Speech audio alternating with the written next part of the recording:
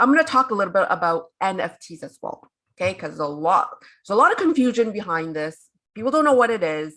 And then, they're asking me, should I invest in NFTs? Should I buy NFTs? Should I hold NFTs? Like, should I invest in NFTs? So first of all, let's clarify what an NFT is, okay? So NFT stands for non-fungible token, okay? It is, and what that is it's just a unique unit of data, okay? Unique. Okay, so it's like a digital certificate, okay? And it's stored online, like on the blockchain. So it's using blockchain technology.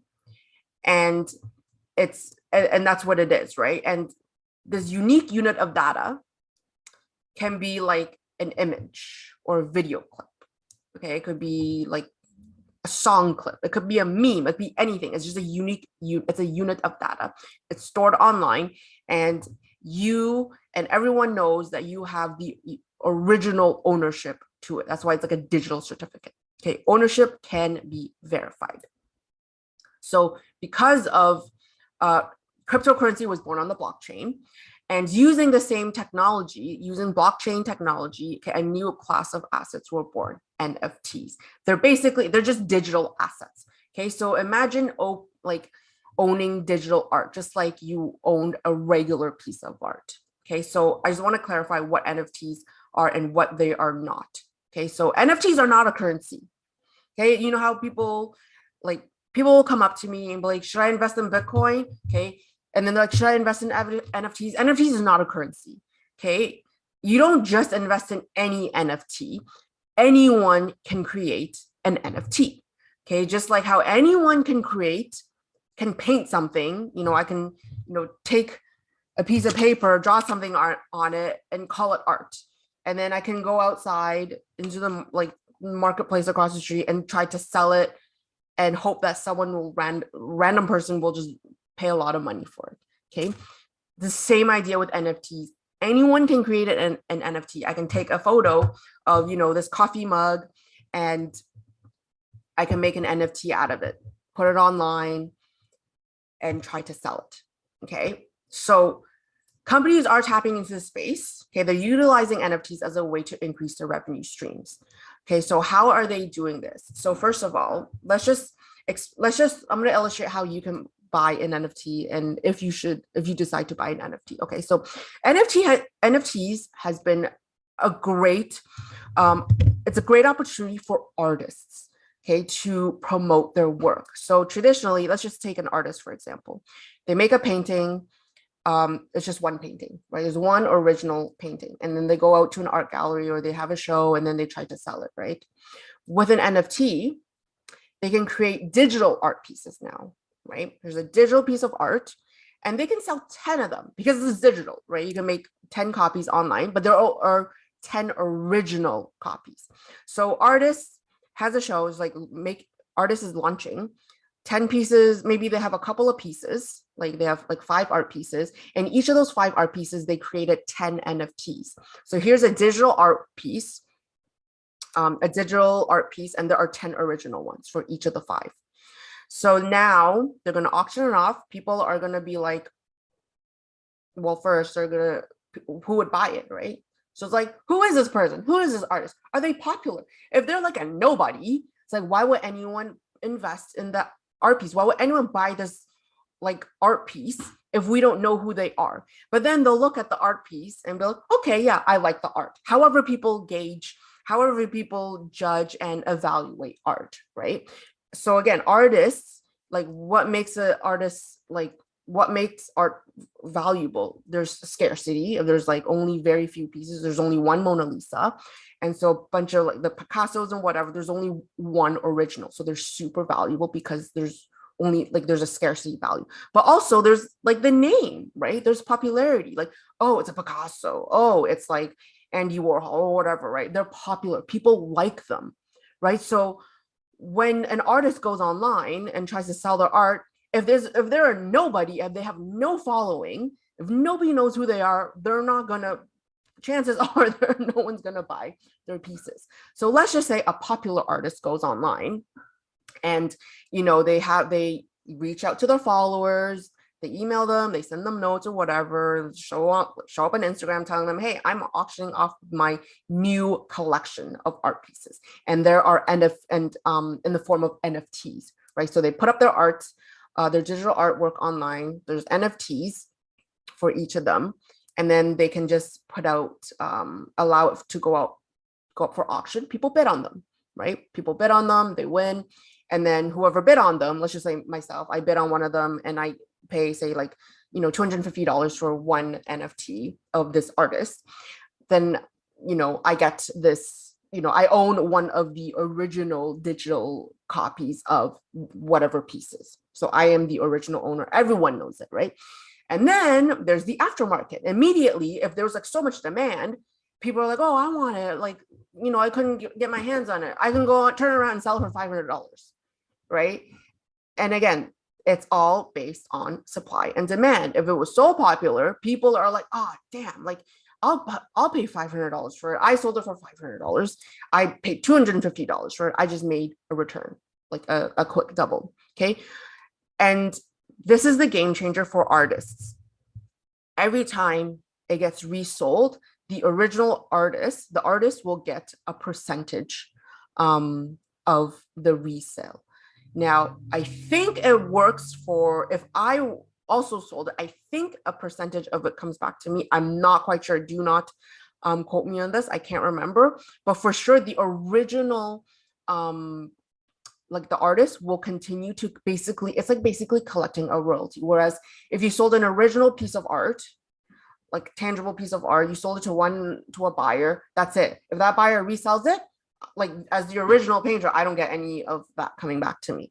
Okay. It's, there's no continuous stream of income. But for NFTs, it's a game changer for artists. That allows them to continue to, profit and earn money on the resale value of their artwork. Now, in addition to, posting their digital artwork, just like, oh, if you buy this NFT, they can also be like, you also get the original one, right? Maybe they have they painted 10 original ones, right? And they're like, well, you get the NFT, you get the digital copy, but you also get a physical copy as well. And that's how companies are tapping into this space and utilizing NFTs as a way to increase their revenue streams. Okay, so for example, Nike. Okay, so Nike will create a new shoe. Let's just say there's a new shoe coming out, new special edition, limited edition, and they create an NFT of this shoe, right? So it's like so people in the metaverse. Okay, so I'm not even going to get into the metaverse, but say imagine Sims, people are hopping around online in this virtual world. You can dress the avatar up, whatever, right? So Nike creates a shoe. You can put your avatar in those shoes. Okay, you can dress your avatar in just these, collections of NFTs that Nike makes or Umbro or whatever, any of these clothing company, if they choose to make these NFTs, right? So Nike will be like, all right, special edition, there's an NFT, you buy the NFT for, $300. You get the digital, the picture or the digital shoe that you can wear, that your avatar can wear in the metaverse. But it will also give you the actual shoe. And then you can also resell it if it's a limited edition. It's like, oh, I want my sim or my avatar to have those, have to wear that shoe as well, right? So there's that. So there's that space. And then of course, they're going to give you the actual shoe. So that's how companies are utilizing this space to drive revenue streams, to tap into this whole metaverse. Again, NFTs are only worth what people are willing to pay for, okay? It's based on popularity, based on supply and demand, okay? Treat it like art. So when you're like, should I buy an NFT? Well, what are you buying, right? So we go to Gary Vee's page. He's been really big on NFTs. So basically, he has these NFTs that he created. And so here's this squid. Okay, this token is verifiable for admission to VCon. What this means is if you buy this squid, okay, you get this NFT. So he drew this squid. Okay, so he draws these things, posts them online, lists them as NFTs. Okay, so here's him drawing the squid, the original art. Okay, so each collectible was originally hand drawn by Gary Vee. But you buy this, you don't just get that piece of art.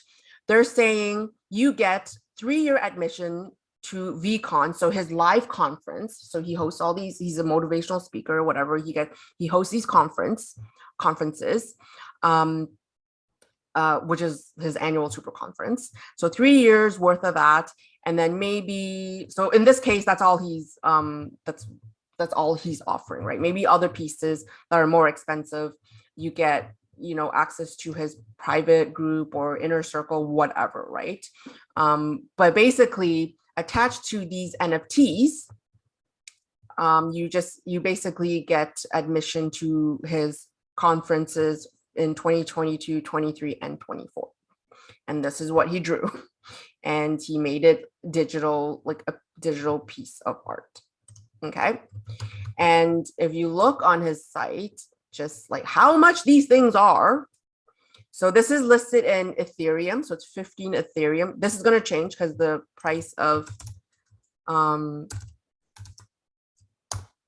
like in this case, it's 34.28 Canadian each Ethereum, right? So then you just like take it and multiply it by like 15. This is going to be US listed, right? So you have to use the US price.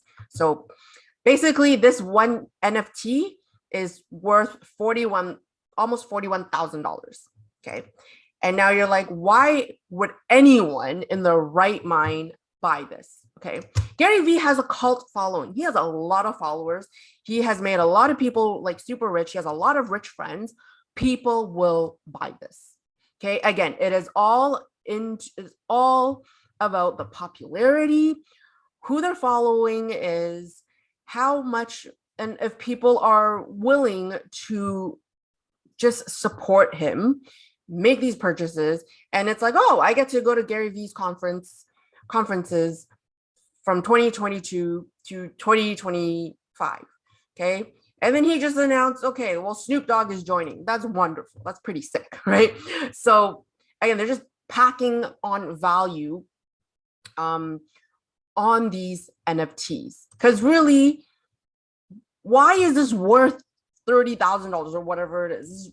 It's silly, right? But it's also, you're getting admission to VCon.